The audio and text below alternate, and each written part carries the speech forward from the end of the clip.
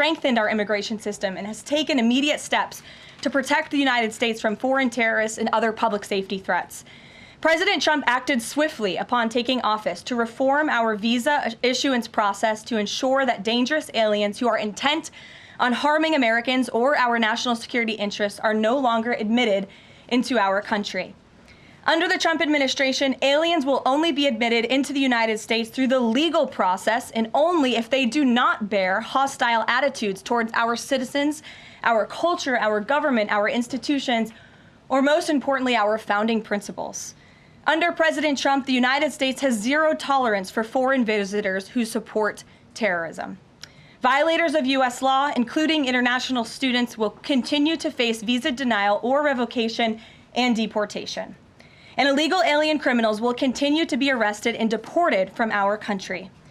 On that note, ICE and federal law enforcement partners just wrapped up a month-long surge operation arresting nearly 1,500 illegal aliens in the Commonwealth of Massachusetts. During the enhanced operation, dubbed Operation Patriot, ICE Boston and other federal law enforcement personnel focused on transnational organized crime, gangs, and dangerous illegal alien offenders throughout Mass. More than half of the nearly 1,500 illegals arrested had significant criminal convictions or charges pending against them. Here are just some of the violent illegal aliens who were removed from communities in Massachusetts during Operation Patriot. A Salvadorian national with active Interpol red notice for aggravated homicide. A Guatemalan national and registered sex offender who had pending criminal charges in Boston for 5 counts of indecent assault and battery on a person 14 or over. A Honduran national who was last arrested for rape, indecent assault, and battery of a person 14 or over. A Colombian national charged with kidnapping, aggravated rape, and indecent assault and battery on a person 14 or over. And a Guatemalan national who was convicted of murder in Boston. Also, a Brazilian national who was charged with aggravated rape of a child by force and possession of child pornography. Again, these are people who were living in the Commonwealth of Massachusetts. And lastly, a Salvadorian national whose criminal history includes charges of aggravated rape of a child by force. I don't think anybody in this room wants these types of heinous criminals in your communities. And it's thanks to this administration that they are being removed from our country. When Democrat-run jurisdictions released violent illegal alien criminals back into communities after making arrests instead of turning them over to federal immigration enforcement like they should, those Democrats are putting law-abiding Americans at risk. And these insane policies force law enforcement officials to make much more difficult arrests that put their lives, our law enforcement lives, in jeopardy. President Trump is incredibly grateful for our heroic officers on the front lines getting these violent illegal alien invaders out of our communities. Law and order is back in America under President Trump. And on that same note, there are new crime statistics that show crime is plummeting. In fact, Politico summed it up like this. Murder rates are tumbling across the U.S. in 2025. Homicide stats are down at least 20% over last year, and we could be on course for the lowest number on record. With President Trump in charge, the days of criminals being put over victims are over.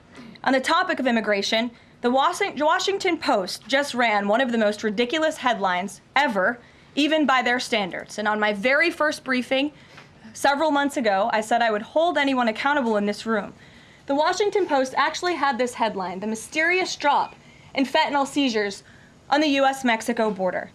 How is this mysterious? There is no mystery about why there is a decrease in fentanyl coming into the United States. This administration's strong border policies are the reason there has been a decrease in fentanyl trafficking. His strengthened relationship with Mexican President Sheinbaum and all of the measures he has been taking to deter illegal human and drug trafficking at our United States southern border is the reason for plummeting fentanyl seizures at the U.S. border. There is nothing mysterious about that, and we'd like to see the Washington Post update their headline accordingly. This is clearly trying to intentionally manipulate the minds of the Americans, and I think the American people understand why there's been a fentanyl drop. And our office responded to this inquiry. We provided a whole host of the reasons that fentanyl seizures at the southern border have dropped, and the Washington Post refused to run them, and that's despicable. In other news, positive economic reports continue to flood in. Inflation dropped to 2.1% in April. Personal income increased 0.8% in April. So inflation is down and wages are up. That's almost triple the expectations and against the doubts of nearly everyone in this room. And we also saw the largest monthly decline in the trade deficit on record as a result of President Trump's very powerful tariffs. Lastly, the price of eggs has dropped more than 61% since President Trump took office in January. I remember my very first briefing, I was asked about the cost of eggs. The reporter tried to insinuate it was this administration's fault, even though he had only been here for a few days or weeks. It was a result of the previous administration's terrible policies, and in record time, this president has fixed that problem that he inherited from Joe Biden, and now egg prices have dropped 61% since this president took office. There's a lot of good news, and I'm sure you have a lot of questions, so let's get to them. We have just the news in our new media seat today. Amanda Head, thank you for being with us. Why don't you kick us off? Sure, thank you so much. There is a disturbing trend of anti-Semitism turning into terrorism. Of course, the Boulder, Colorado instance that you just mentioned, the 2 Israeli embassy staffers who were murdered, Pennsylvania governor's mansion with the Jewish governor inside getting set on fire. Does the president consider this domestic terrorism? And as such, are there official alerts to law enforcement, BOLOs, task forces, things like that? The president has made it very clear, as he said in his statement yesterday, that yes, these anti-Semitic acts of violence are do qualify as terrorism, and he does not want to see terrorism or violence of any form taking place in the United States of America. And as for specifically anti-Semitic terrorism and anti-Semitic acts of violence and those that are targeting Jewish Americans, this administration has done more to combat that violence than any administration in history. And one incident is one too many, and I think, frankly, that's something the previous administration was not willing to say. This president will stand up for Americans of all religions, of all faiths, of all creeds, and we will continue to look at policy measures and actions that we can take in addition to the actions that have already been taken to curb this anti-Semitic violence. And to Jewish Americans at home, across the country, this president has your back. And then on another issue, back in February, Secretary Kennedy created a commission to re-examine the childhood vaccine schedule. But there are still states outstanding like California, Connecticut, Maine that are not allowing any religious exemptions for kids not only to go to school, but to participate in sports and extracurricular activities. Would the president want to see religious exemptions allowed across all 50 states?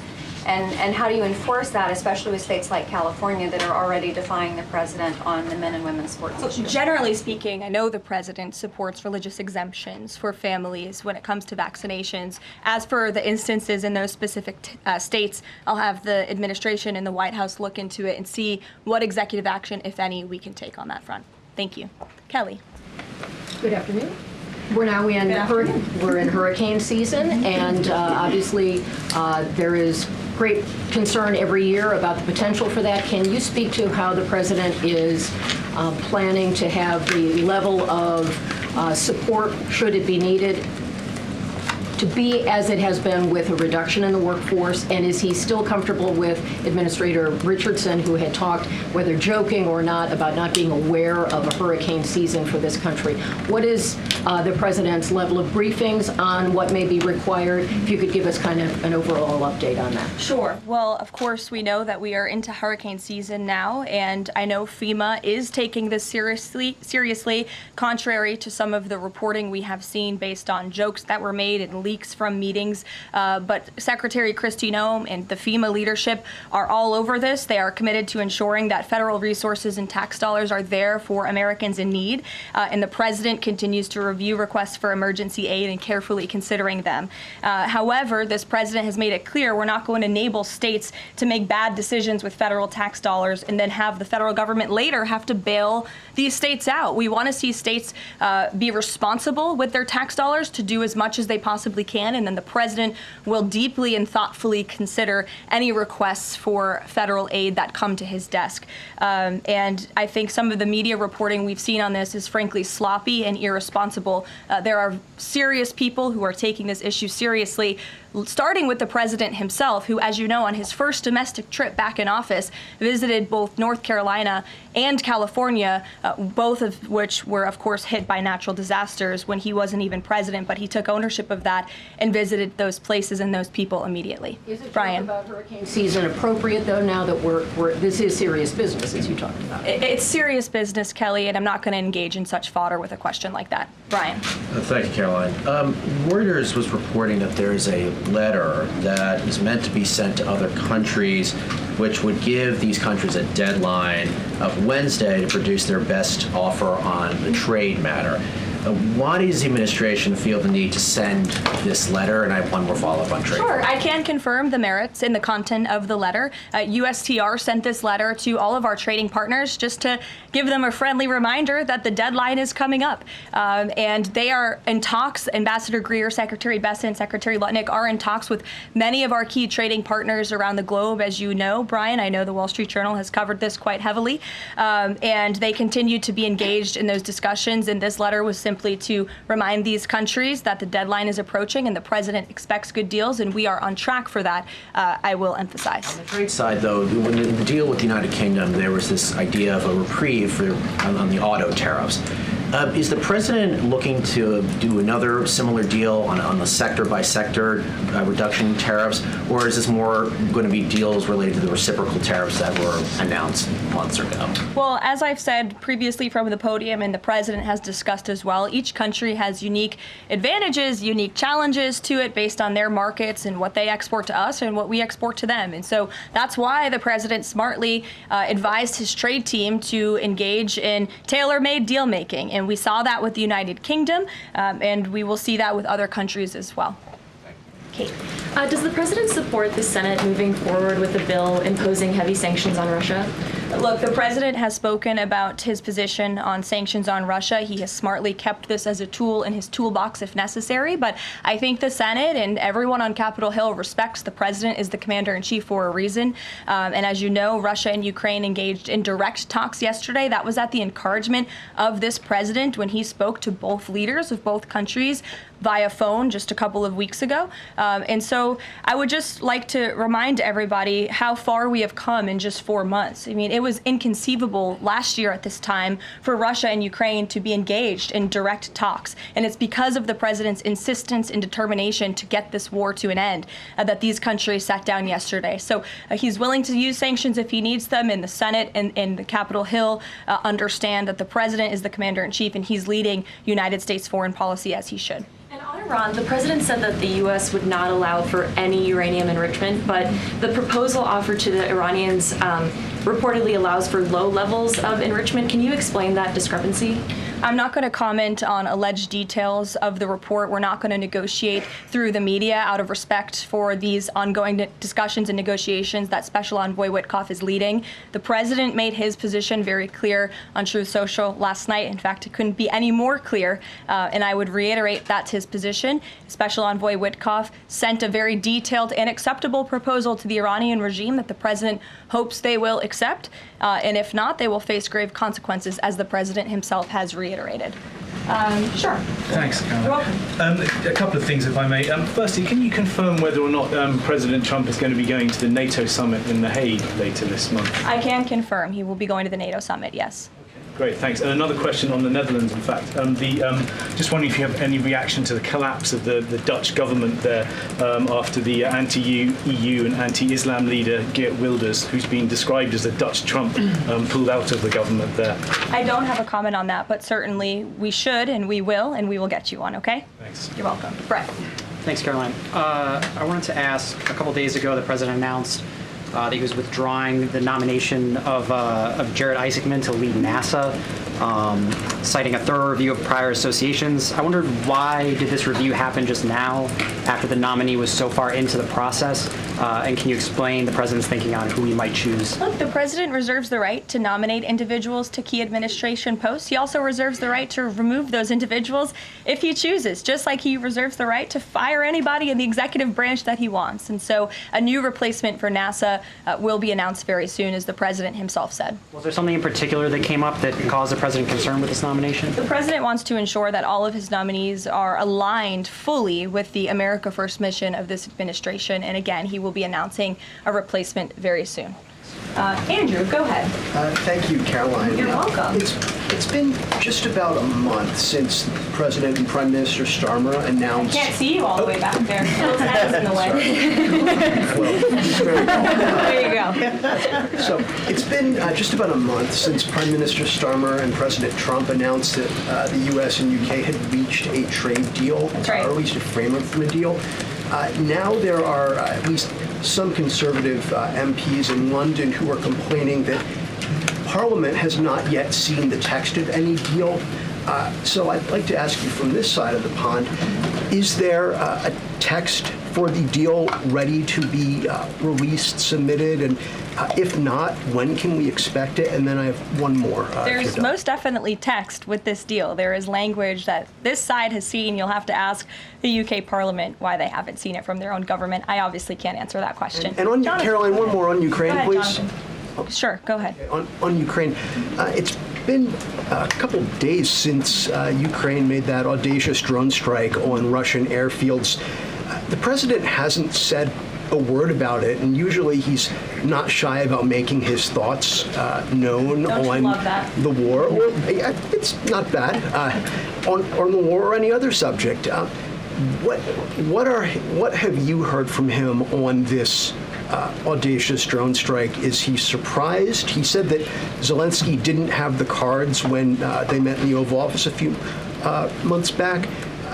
Does Zelensky possibly have some cards that the president hadn't known about? Look, the president's thinking on the Russia-Ukraine war as it stands, I spoke to him about it just this morning, is he remains positive at the progress that we've seen. Again, he urged both leaders to sit down and talk directly with one another, and they did that. Russia handed over a memorandum of peace, or a peace plan, or a suggestion of one, I understand, to the Ukrainian side. They also agreed upon the exchange of prisoners or hostages from each other's countries. So he remains positive about the progress that we're seeing, but he also is a realist, and he realizes these are two countries that are at war and have been for a long time because of his predecessor's weakness and incompetence. So he's working hard to solve this conflict, and that's where his mind is right now on it. Jonathan, go ahead. Thank you. Same topic, just to put a finer point on it. Does President Trump approve of Ukraine's decision to strike nuclear-capable bombers in Russia? I would like to let the president speak on that himself. And just to follow up, has the president... I would just add to that, the president does not want to see this war prolonged. He wants the fighting to stop, he wants people to stop dying, and he wants this to be solved at the negotiating table. The reason he is so deeply involved and has spent so much time and effort on this war is because he hates to see people dying. Again, these are not Americans that are being killed. These are Russians and these are Ukrainians. This is a war very far away. But this president truly cares about peace, and that's what he wants to see. What is President Trump doing to ensure that a similar internal drone attack doesn't happen here in the US, given this was done at pretty low cost, very stealthily? You know, it obviously raises questions about our own security, particularly for US aircraft here. It absolutely does, and that's why the president nominated Secretary Hegseth and has approved some of the changes that have been made at the Pentagon to ensure that we have the most lethal fighting force in the world, and that the United States military is the best, the biggest. That's why he wants the One Big Beautiful Bill to be passed, because it increases our defense spending. It's why he also launched the announcement of the Golden Dome to prevent from missile strikes and attacks in the future. And the president has a full understanding, I can tell you because I've spoken to him about it, about the future of warfare and how drones are a big part of that. And I will not get ahead of our policy team, but I think you can expect to see some executive action on that front in the very near future. Caroline. Caitlin. Two questions for you as well. On the Big Beautiful Bill, you said recently that it is, quote, blatantly wrong to say that it adds to the deficit. You essentially said that an estimate from the Congressional Budget Office and other scorekeepers you believe are wrong. But Republicans like Ron Johnson and Rand Paul disagree. They are saying that it will add to the deficit. That is their concern. Is the White House's position that those two Republican senators are, quote, blatantly wrong? It is. Those senators, it's not news that they disagree with this president on policy, and the president has vocally called them out for it and for they're not having their facts together. I would add the Congressional Budget Office has been historically wrong. In fact, they predicted the Trump tax cuts from the president's first term in 2017. Their prediction was wrong by $500 billion. Those tax cuts had nearly $500 billion more of revenue than the Congressional Budget Office scored. And I would also point out, I don't think many people know this, there hasn't been a single staffer in the entire Congressional Budget Office that has contributed to a Republican since the year 2000. But guess what? There have been many staffers within the Congressional Budget Office who have contributed to Democrat candidates and politicians every single cycle since. So unfortunately, this is an institution in our country that has become partisan and political, and we are very confident in our own economic analyses of this bill. There is $1.6 trillion in savings, and our Office of Management and Budget Director, Russ Vought, is a fiscal hawk. He is well known in this city for being a well-respected fiscal hawk. He has tools at his disposal to produce even more savings. And as you know, the White House will be sending our rescissions package to Capitol Hill today. And on immigration, the other day that the Homeland Security Secretary said, and I'm quoting her now, that an illegal alien threatened to assassinate President Trump and highlighted his arrest. A man has now admitted to framing him, saying that he wrote the letter that the DHS Secretary Kristi Noem posted online. Last I checked before I came into the room, that post was still up from DHS. Does the White House expect them to issue a clarification or a correction on that front? We can ask the Department of Homeland Security and get back to you.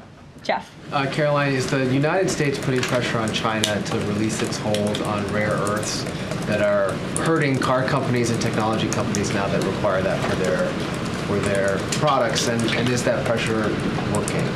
Well, I can assure you that the administration is actively monitoring China's compliance with the Geneva Trade Agreement. I know the United States, on our end, we have complied with the terms that we set, and our administration officials continue to be engaged in correspondence with their Chinese counterparts. And as you all know, and I know there's a lot of interest in it, there will be a leader-to-leader talk very soon. And when that happens, as always, we will let you know. Also in Asia, just does the White House have a reaction to the results of the election in South Korea? Yes, we do. In fact, let me find it here for you.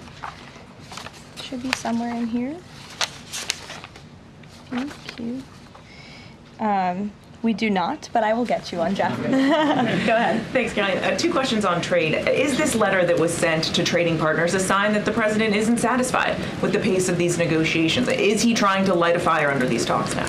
Well, look, the president has been very direct to our trading partners in his conversations with them, with foreign leaders directly, that they need to cut deals with the United States of America. The tariff agenda of this president, he believes very strongly in it. And as you've all seen, he's unafraid to use tariffs to protect our industries and protect our workers. But he wants to see these tailor-made deals be signed. And I will tell you, of course, I never want to be the one negotiating with the press about these internal discussions and deliberations. But our team, who is deeply involved in this, sees these deals moving in the right direction. In fact, Ambassador Greer is in Paris right now meeting with many of our trading partners. We should still expect this flurry of deals in the next 36 days, and the plan is still for those full tariffs to go back into effect on July 9th. The plan is for the announcement of these deals to be made very, very soon, yes. Sure. Thank you, Karoline. You're welcome. So Governor Whitmer confirmed that she spoke with President Trump about the possibility of pardoning the plotters against her, the kidnapping case. She didn't give us an idea of what the president's reaction was to that. Do you have any information about what he said? Well, I won't reveal the president's private discussion unless he gives me liberty to, but I will reiterate what he said publicly when he was asked by one of the journalists in this room in the Oval Office a couple of weeks ago about the pardons. He said it's something he would look at, nothing more, nothing less. Haley, go ahead. Thanks, Caroline. And then to Kelly next to you. Thank you. When it comes to the leader-to-leader call with Xi Jinping this week, what is the president's expectation of this call? Is he looking for concrete outcomes out of this, or is he looking to kind of warm relations as these trade talks are ongoing? Well, President Trump and President Xi have shared a respectful relationship throughout the years. And again, I won't get ahead of the president on that call, but as always, after, you'll hear directly from the president or from myself or someone else here at the White House. Kelly. Karoline, thank you. I want to get back to the anti-Semitic behavior that's been going on college campuses, as well as recently in Boulder, Colorado. The president, as you know, has the White House Faith Office, the Religious Liberty Commission, as well as the Anti-Task Force on Anti-Christian Bias, which includes anti-Semitism. From a whole of government perspective, and the president has already mentioned how he hates these kinds of acts that have been going on, can these entities and these agencies work together with the president to put out a proactive campaign to help people stop the hate? I think the president himself has been leading on this, Kelly, and has been incredibly clear in his rhetoric that he is not going to tolerate such hate or behavior in the United States of America. And you will see that rhetoric being followed up by action from the Department of Justice, who is seeking to prosecute these cases to the fullest extent of the law. And I know the Attorney General and the FBI Director were very quick to call this what it was, targeted terrorism. And there was some, I think, criticism from the media and well, at least pundits I saw on television saying, are they too quick to jump here? No. They see the facts and they reveal those to the American people, and they're transparent. And I think, frankly, that's a breath of fresh air from what we experienced in the previous administration. Are there programs that they can put in place to campaign against this kind of violence, to actually take the whole approach and say, we want to get ahead of you. If you're thinking it, don't do it. And if you're going to do it, sit down and talk to someone within the Faith Office, within the Religious Liberty Commission, as well as the task force. Yeah, surely. It's a good idea, and I'll pass it along to them. Peter. Thank you, Karoline. When you look at these last-minute Biden pardons, the big ones, Biden siblings, Fauci, January 6th committee. That's right. Most of the big ones have the same very neat signature. We would expect that probably to be the auto pen. There is one that looks different. It looks authentic. In fact, if you look at the last name, it almost looks like the president was having a hard time spelling his last name there.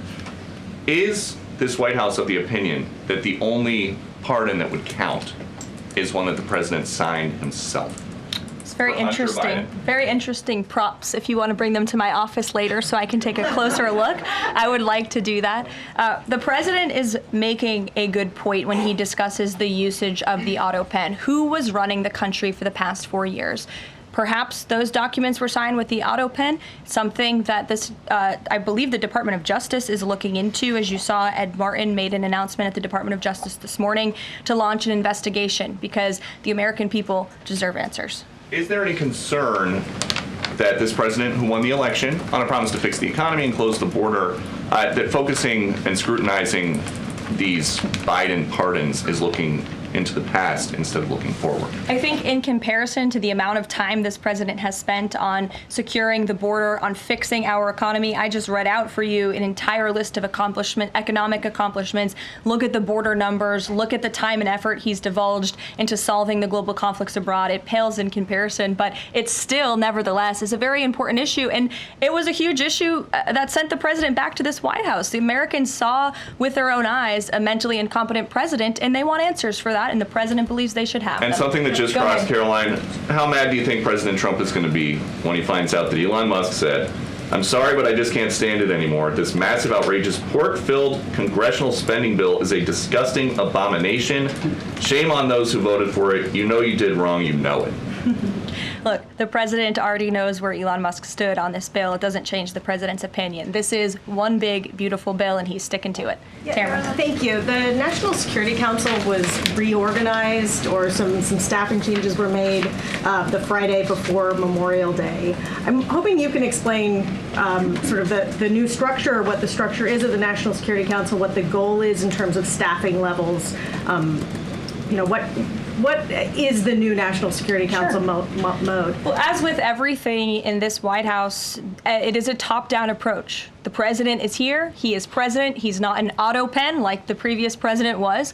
He's very much involved in literally every policy discussion and decision that takes place. And we felt it was best to reorganize the National Security Council to respond to that top-down approach that we have here in this White House, and to streamline the efficiency and the effectiveness of the National Security Council. And I would add that Secretary of State Rubio and now National Security Advisor Rubio is doing a tremendous tremendous job at leading the National Security Council. He knows the president. He understands where the president is on these issues. He's great to work with here at the White House. I can tell you that. I appreciate seeing him a lot more in the building. And he and the president and the entire National Security Council, who's made up of great patriots who love this country, are doing a tremendous job on the many conflicts around the world that this administration inherited. Is there a goal staffing level? I'm sorry? Is there a goal for the staffing level, like the number of people who would be in this National Security Look, we Council? just want the National Security Council to be as efficient as possible, and if staffing needs are necessary, I'm sure Secretary Rubio would not mind hiring people if necessary, but again, we've been working with them day in and day out, and they're chugging along and doing great work. Sure. Thank you, Karoline. Two questions, if I can. President Trump got involved himself in presidential election in Poland by supporting a conservative candidate who ultimately won. Yeah. What does it mean for the future U.S.-Polish relations? What's likely to change? Well, I believe the president is obviously pleased to see the result of the Polish elections. He met with Karol Nawrocki, if I'm pronouncing that correctly. Yes, Nawrocki. Okay, thank you. I appreciate your insight on that. He met with him at the White House, and he told him, you're going to win because you support common sense. And he supported strong borders in Poland. He supported an end to the woke, radical DEI stuff that we've seen not just here in the United States, but really take over Europe and, frankly, the whole world. He was very outspoken about that. And I was reading the reports about how the Polish people felt about this man, and they felt like he was putting the needs of Poland first. And that's a very refreshing feeling, one that we know very well here in the United States of America. So, as you know, the United States and Poland have always had a very deep and strong relationship, friendship. They're a great ally, and I know the president continues to look forward to working with them. We have one more on Ukrainian drone attack on Russia. Was President Trump informed in advance by Ukraine that the attack is coming? He was not. Carrie. Caroline, so I just want to go back to the issue on the anti-Christian bias as well as issues on anti-Semitic issues. Senator Grassley just put out a report saying that the FBI files have shown that the Catholic group targeting was way more prevalent within the FBI during the Biden era than was previously shown, as far as former FBI Director Christopher Wray was putting out there during congressional testimony. Can you discuss here what President Trump would like to see in terms of consequences within the FBI as far as those who were involved? Also, the second question, if the DOJ finds that the auto pen was used by President Biden, should those actions that were used with the auto pen, should they be null and void? I'm not going to get ahead of the Department of Justice's investigation into the usage of the auto pen. And again, the question is not, was the auto pen used? It's whether or not the President of the United States knew it was being used, and if not, who was using it in his name, which is clearly illegal behavior. Deanna. Thanks, Caroline. One on foreign policy, one domestic, if I can. Sure. On foreign, just speaking to the president's Truth Social post about Iran recently, saying that there will be no uranium enrichment. Is he saying that that's a red line for him, or no? I already answered this question. The president's been very clear about where he stands on that. Okay, and then on domestic, there's a report that Laura Loomer met with the vice president today. Can you speak to her relationship with the administration and if she's informally advising in any way? She is not. I do know she met with the vice president. As for what was discussed in that meeting, I would defer you to his team. Thanks, Caroline. I had one question on anti-Semitism, one question on China. So for years, radical leftists and Islamists have been calling for so-called globalize the Intifada. Do you believe this is a call for violence against Jews? And do you think these attacks on Jews around our country is what globalizing the Intifada looks like? I don't want to speak to the merits of those claims without looking into them, but as I said, any violence against Jewish Americans will be prosecuted to the fullest extent of the law. Absolutely. And also, Secretary of State Rubio made an announcement saying he'll be revoking visas of certain Chinese students, including those with connections to the Chinese Communist Party.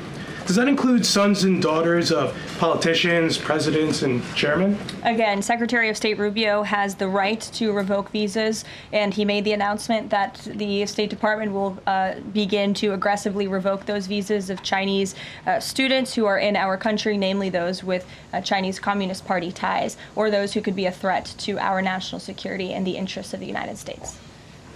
To both of you, go ahead and then back to you. Thank you. There are now reports that Israeli forces are firing on Palestinians trying to get aid from the Gaza Humanitarian Foundation. After 20 people, according to the Red Cross, have arrived to the hospital that they've set up with gunshot wounds, have died from them.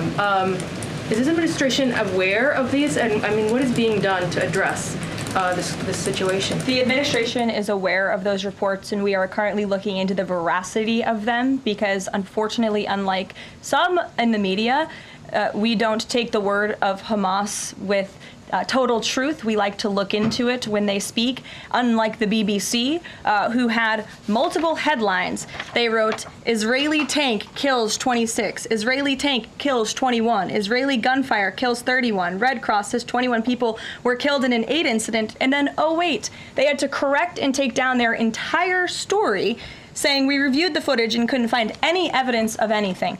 Oh.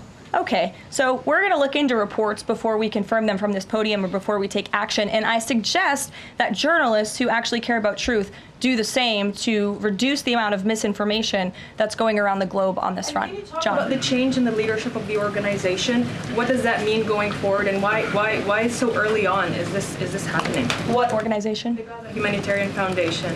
Well, look, this was a creative idea that the president called for to get aid into the region. These people were desperate and starving, and the president didn't like seeing imagery of that, and he wanted to ensure that aid was brought in with the approval of Israel for understandable reasons. We will never forget the brutal attack on October 7th.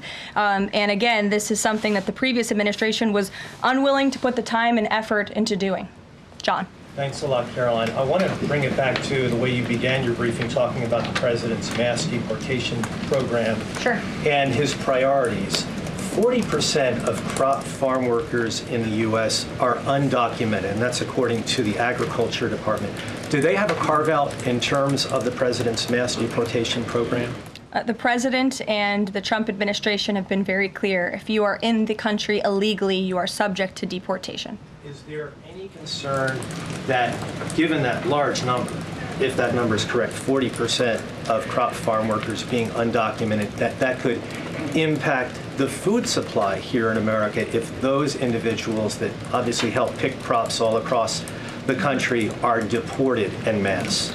Again, this administration is focused on deporting individuals who are in our country illegally. It's something we have to do. We cannot allow the previous administration's invasion of our country of illegal immigrants to continue. We just can't have it. And this is a law and order president. As for our farmers and their concerns, they have a president who has their backs and listens to their concerns and hears them. But we also have a legal pathway to come to this country and work specifically for agricultural work. So there's a legal way to do it, and we encourage that legal pathway, and we're currently working on strengthening our legal immigration system for that reason.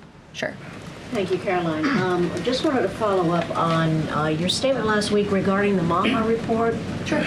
You said that there was, you said, I understand there were some formatting issues with the Maha report that are being addressed, and that report will be updated. We also understand that since that, there have been some citations that came about. There's citations of studies that either did not exist or did not back up the report's conclusions. So when you were referring to formatting errors, is that what you were talking about, or was it, could you just explain that? Yeah, that's what I was talking about. There were formatting errors, and those errors were updated by the proper policy components here at the White House, and a new report was issued. So exactly what I said took place. Sure, go ahead, Alec. Yeah, good to see you. Good to see you. Congresswoman Mary Miller suggested that changing Pride Month to Family Month. I would personally like to see maybe a nuclear family month. Some people are saying, let's get a Veterans Month. Does the president have any plans on making a proclamation, or is it just going to be June this year?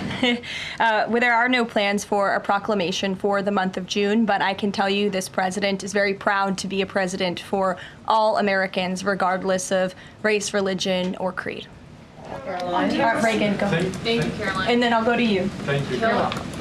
Colorado passed sanctuary protections for illegals 1 month before the terrorist attack this weekend. 2 questions. Why did the DHS remove the sanctuary cities list that it had published, which was ordered by the president?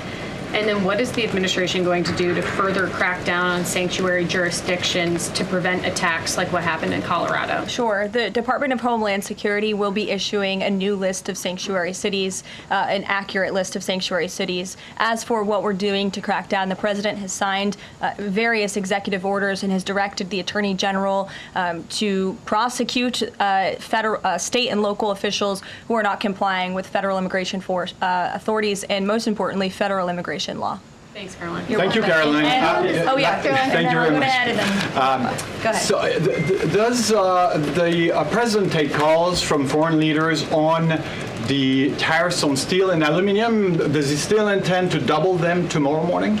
The president will be signing that executive order today, and steel and aluminum tariffs will be going to 50%, yes. No way it's going to change, or it's going to be suspended? He made that announcement in Pennsylvania, and he plans to deliver on that promise to Pennsylvanians. And why is he hiking it? And Ed, go ahead. I can answer that, but go ahead, Ed. Oh, yes. Thank you, Caroline. So a Chinese Foreign Ministry spokesperson today said that the U.S. imposed harmful measures like new chip controls and pledging to revoke Chinese student visas. So are the Chinese the victims in this trade back and forth? Look, I don't think anyone is the victim. These are 2 strong countries, and as I said, the president has a good relationship with China's president and leader, and that discussion will take place later this week. And what other authorities is the president looking at for tariffs should the decision of the appeals court not go his direction? Well, right now, his tariffs remain in effect. We spoke at length in my briefing last week about that decision that came down from the International Trade Court, which has been put on pause because the president absolutely does have the authority to implement tariffs and to